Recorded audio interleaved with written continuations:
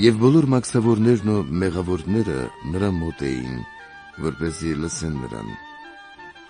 Փարիսեցիներն ու օրենսգետները տրտնջում էին եւ ասում. «Ինչու է սա ընդունում մեղավորներին եւ ուտում նրանց հետ»։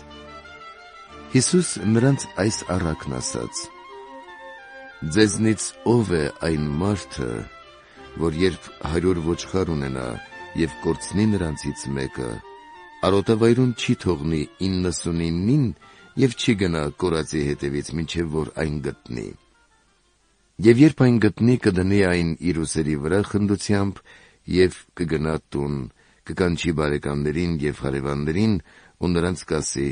ուրախացեք ինձ հետ, որովհետեւ գտա իմ կորած ոչխարը։ Ասում եմ ձեզ,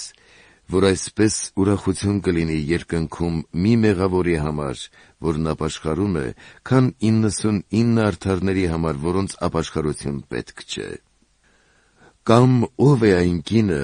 որ երբ 10 դրամ ունենա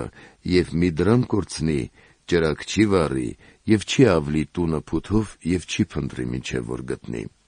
Եվ երբ գտնի, կկանչի բարեկամներին եւ հարևաններին ու կասի.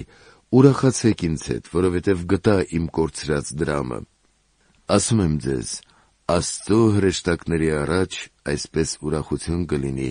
մեկ մեղավորի համար, որն ապաշխարում է։